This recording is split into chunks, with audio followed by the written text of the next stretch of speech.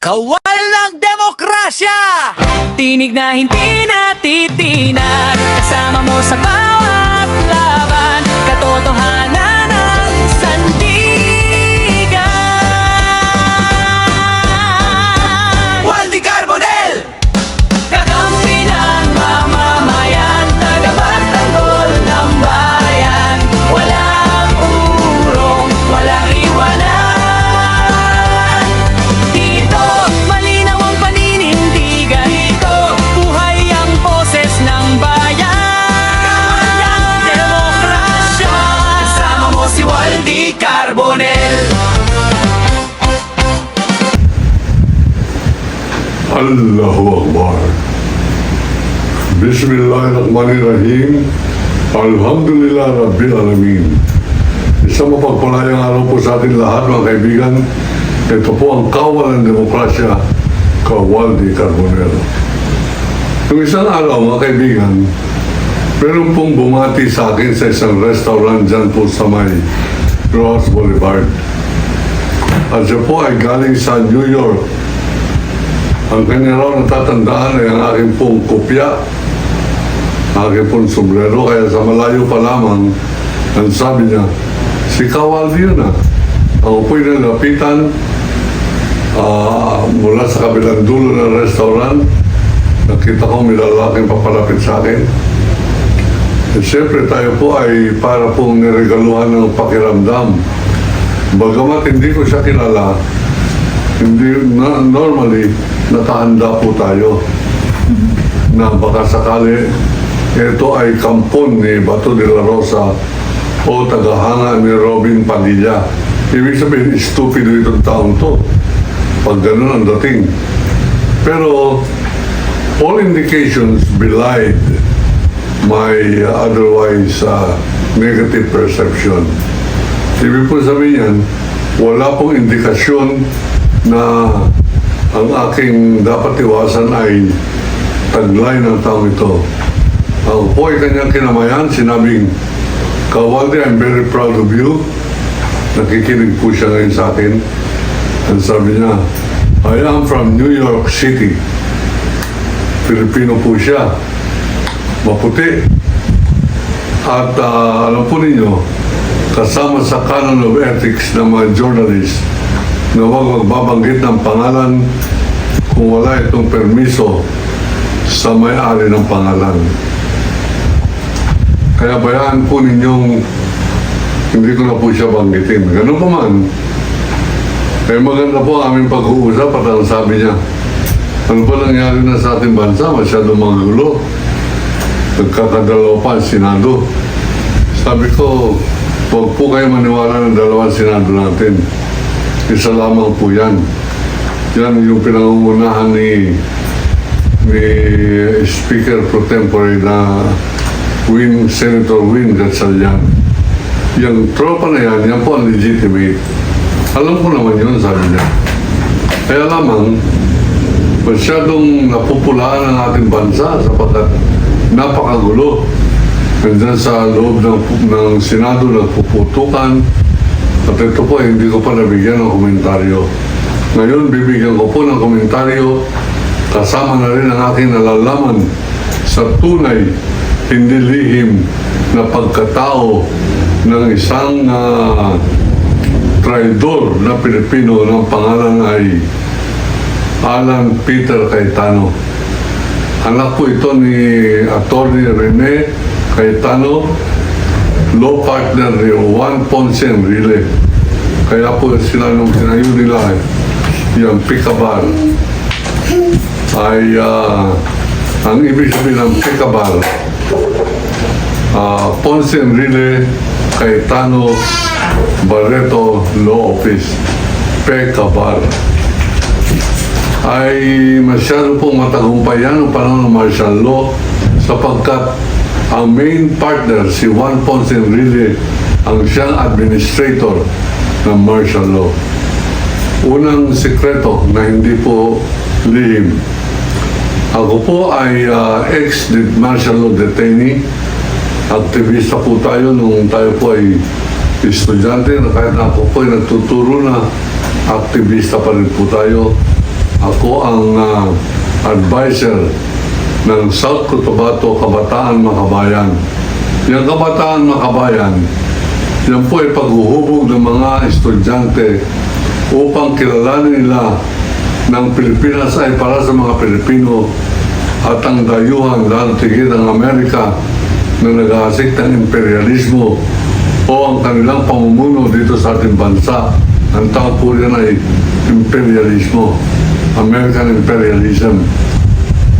At tayo po bilang mga estudyante na lumalaban dyan sa pakikialam ng Amerika habang buhay dito po sa ating bansa against US imperialism, tinagurian naman ng Amerika ng mga leftist.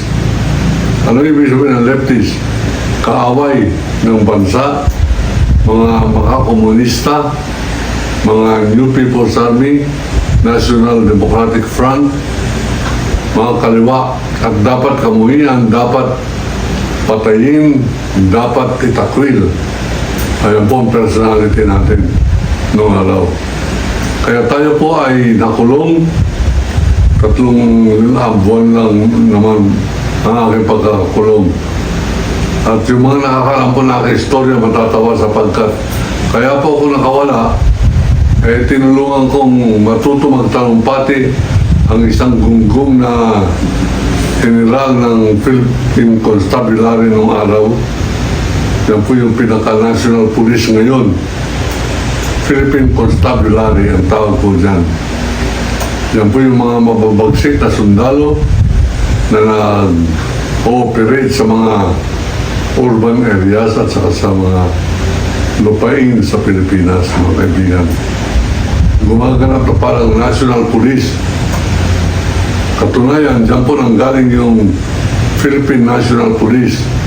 Ang predecessor o pinanggalingan niya ay Philippine Constabulary. PCINP. Ang ibig sabihin ng PC, Philippine Constabulary. Ang INP, Integrated National Police. Ganun pa man, dito ko una nakilala si Alan Peter Cayetano. Nasa UP po kami, University of the Philippines, nagralali doon po sa may oblation. Yung oblation is statwa na nakaubad na lalaking nakaganoon.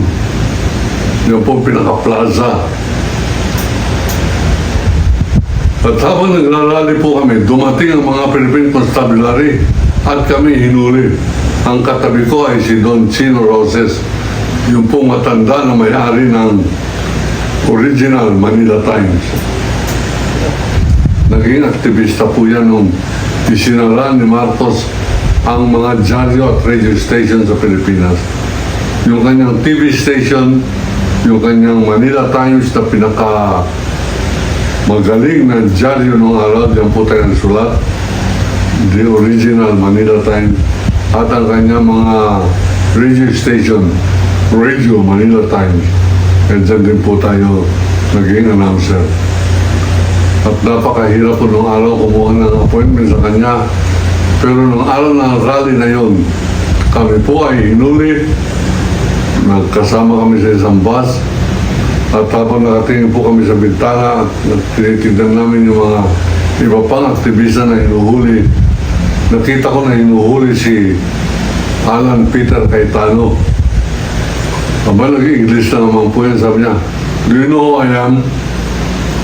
I am Alan Cayetano, the son of Attorney Rene Cayetano, the law partner of Minister Juan Ponce Enrile. Nagbulungan yung mga colonels eh. Natatandaan ko yung Colonel Jose Dawis. Ay, mga buhay na polis pa dyan sa Quezon City. Alam po nila yan. At ang kanilang hepe, Colonel Alfredo Lim, yung po naging mayor ng Manila, si Fred Lim. Nagbulungan at pinakawalan to si Alan Cayetano sapagkat nag-name drop siya. Sabi niya, partner ng tatay ko yung pasimuno ng martial law. Paano yung hulihin? hindi na siya hinuli. Kami po tinuluyan. Pero pagdating namin sa presinto, pinauwi rin kami. Sabi nila, ito si Don Chino Roses Santandana at yung kanyang alalay. Yun yung makulit na komentarista, si Carbonel ba yan? Pagkawalan na rin natin, lalo magiging makulit yan. So kami po ay nakawala. Pero una pong pinakawalan nila ay si Alan Peter Cayetano. Sapagkat meron po siyang koneksyon. Bagamat sumasali siya sa amin mga aktivista, siya po hindi pwedeng hulihin sapagkat anak siya ni Atty. Rene Cayetano. Si Rene Cayetano, ang asawa po niya ay Amerikana. Kaya dual citizen ng araw yan si Peter Cayetano at si Pia Cayetano sapagkat ang nanay nila ay Amerikana. Ang tatay nila, partner ni Juan Ponce Enrile, Minister ng National Defense, at siya po ang legal law principal partner ng PECABAR Law Office. P. Ponce Enrile, K. Cayetano, Bar Barreto, Colonel Attorney Ponce Enrile, Attorney Cayetano, Attorney Barreto. Yan po yung PECABAR. Ngayon, kasama ang PECABAR doon po sa mga defense team ni Sara Duterte. Yung pong sinasabing dalawang Senado, parating sinasabi ni Alan Peter Cayetano, hindi po totoo yan. At pag totoo yan, yung isang Senado, yun ang tunay. Ang tawag ni Peter Cayetano ay, yan ay Senado ng Malacanang. Kami, sabi niya, ang Senado ng Pilipinas. Mali, kayo ang Senado ng mga Duterte. Ikaw, Robin Padilla, Aimee Marcos, Marcoleta. Yan yung mga kakampi mo. Alan Cayetano, hindi senador ng Pilipinas yan. Senador ni Duterte.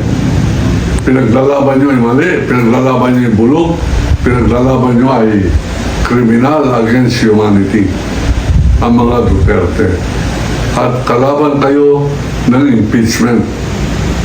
Yung Senado po natin, paghatian, yung kalahati defense ni Sara Duterte against impeachment, yung kalahati prosecution ng House of Representatives, mga kaibigan, tinig ng taong bayan.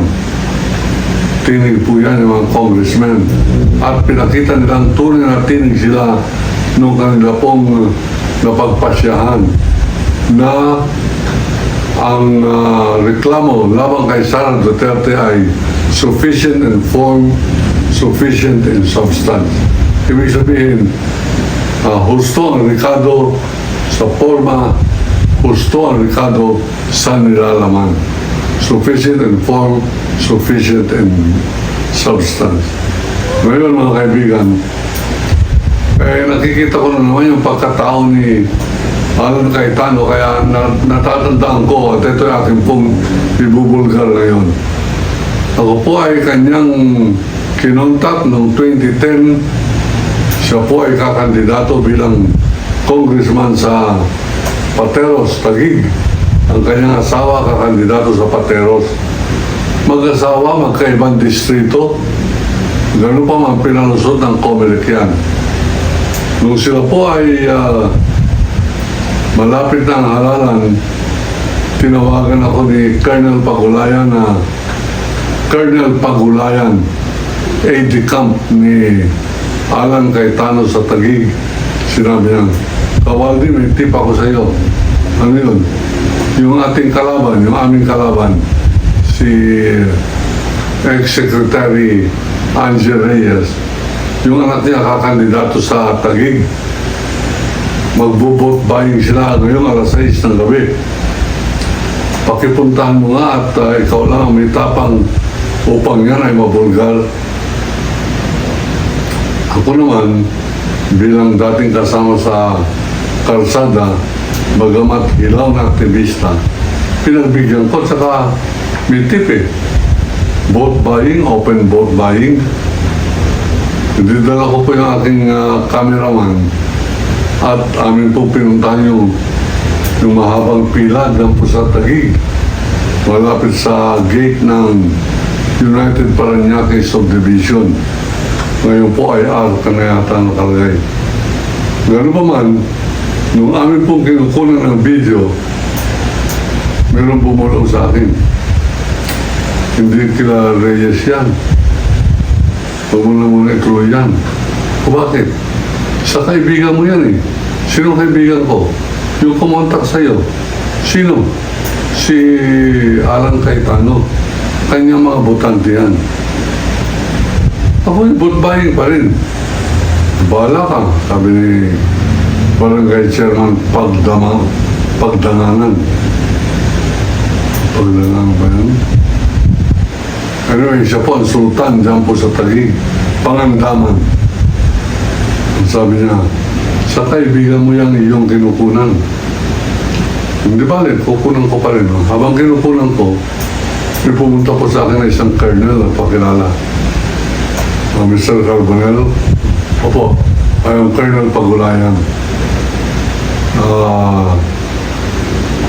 Pinapakontak kayo ni Attorney Alan Cayetano. Bakit? Huwag mo na lang ituloy yung coverage. Bakit? Ay saka kung ipapaliwanag sa iyo. Sumunod naman ako, hindi ko na tinuloy. Mga kaibigan, sapagkat nakakalito, ang kukunan ko, vote buying nila Angie Reyes. Yung pala, ang nakukunan ko ay vote buying ng mga Cayetano. So, ano pong ibig sabihin ito? Parang nagoyo ako, naisahan ako, parang pati ako niloko ni Alan Peter Cayetano. Eh kung lulukoy niya isang Carbonell, kayang-kayang lukohin ang ilang pang mga hindi Carbonell, mga kaibigan.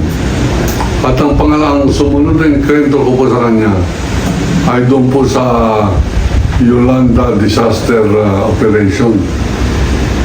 Nag-drive po ako patungo doon sa Yolanda victims sapagkat may mga brother po tayo sa Alpha Phi Omega na nalagay sa alanganin na was out ang mga bahay at kabuhayan.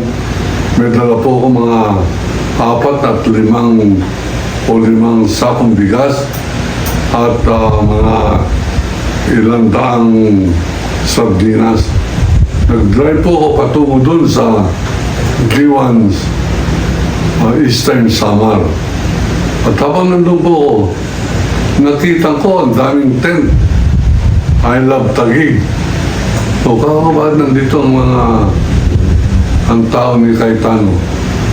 Sister municipality ng Taguig itong G1 Eastern Samar. At nandun na naman yung Colonel Pagulayan. Habang kausap ko yung mayor, sumingit siya. Kawaldi, sandali lang, excuse me ha. Mayor, si Colonel Pagulayan ako, sabi niya. Ako ang pinadala rito ni Mayor Lani Cayetano. Salamat naman. Abay, mamaya, may dala po akong mga ayuda. Maraming salamat. Pasalamat si Mayor Shane Gonzales. Yan po ay son-in-law ni Congressman Libanan. Ganun pa man, ako, mabuti nandito kayo, layo ng pinanggalingan nyo, ako sa Taguig-pa. Teka, eh mabuti rin nandito kayo para sa coverage. Maraming salamat sa coverage ninyo. Pinakunan ko yung kanilang mga tent. Ang dami, ang laki ng mga letrang I love Taguig. At mga courtesy of Alan Peter Cayetano na mga tarpaulin. Mamaya, tinawagan siya ni Cayetano, tinawagan niya si Cayetano. At narinig ko pangalan ko. Ito, kaharap po ngayon si Kawaldi Carbonell. Dala niya kanyang television crew para sa ANC. Kinukunan tayo. Sabihin ko,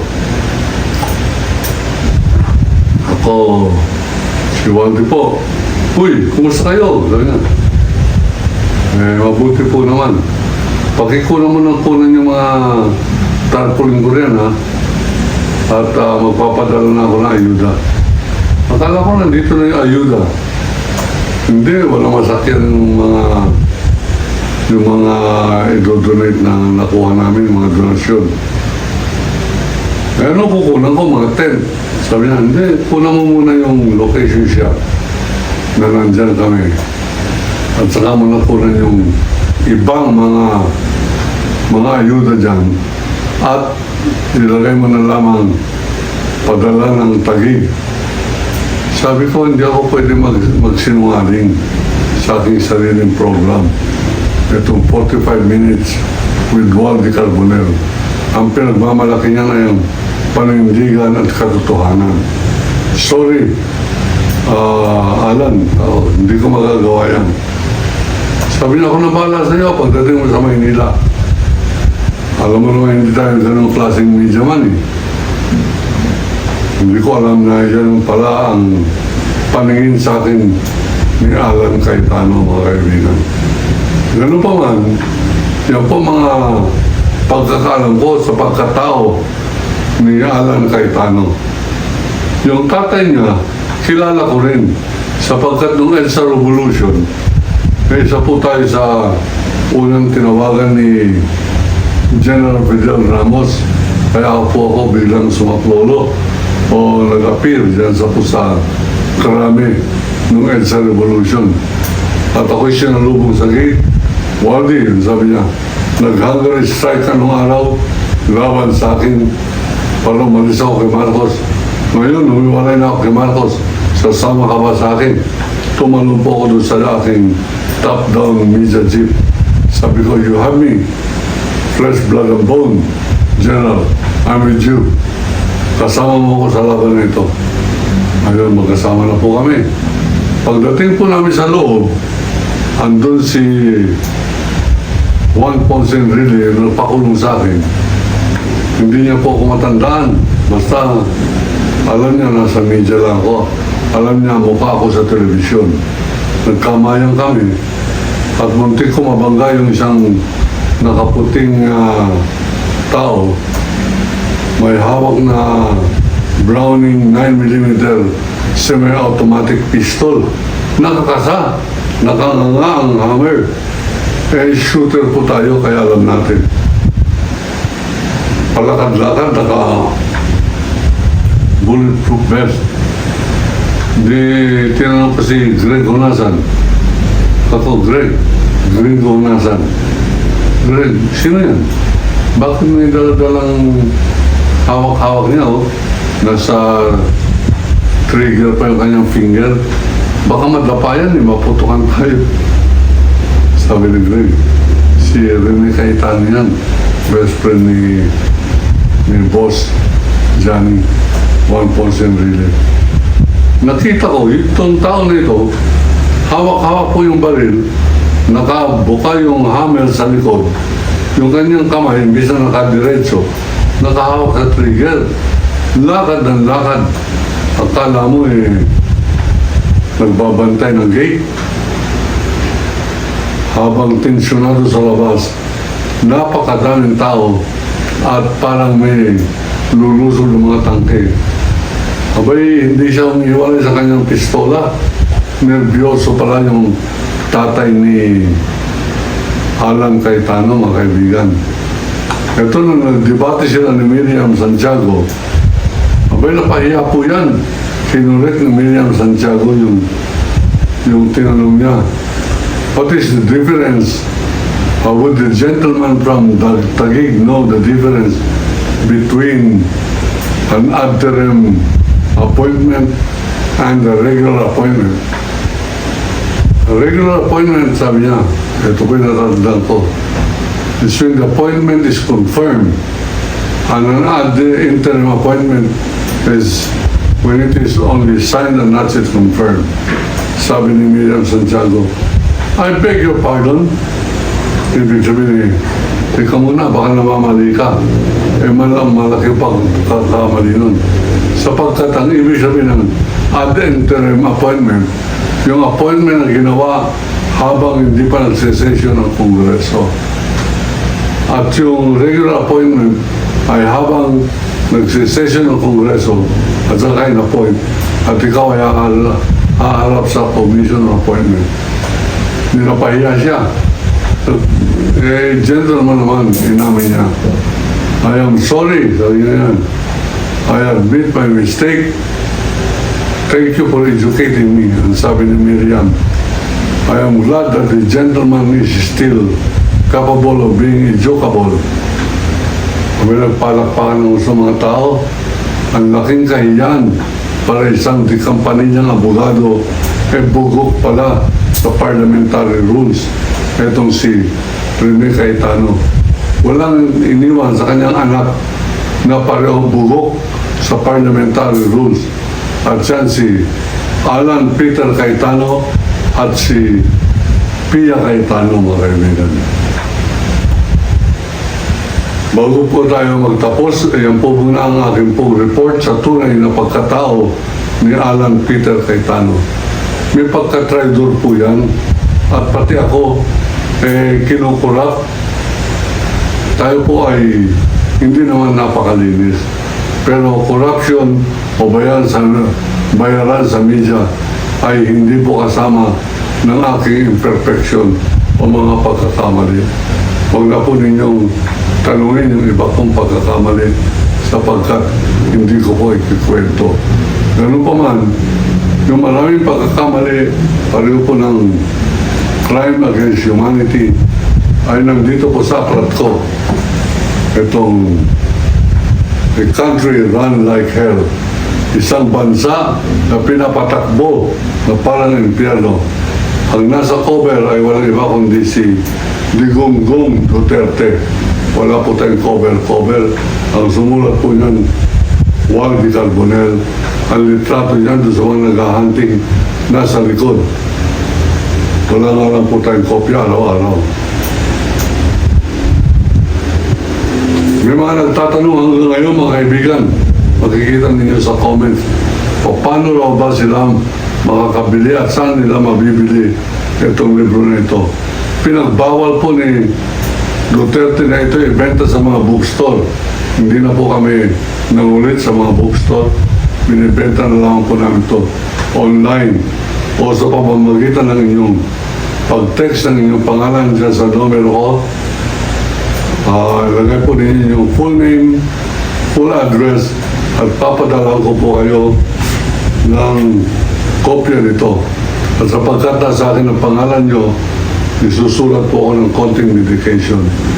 Bilang prueba na nung binili ninyo ang aklat ni Carbonell, buhay pa siya at hindi pa nakakapagpatumba ng mga babaril sa kanya. Ako po si Waldy Carbonell, nagsasabing iniibig ko ang Pilipinas. China, layas!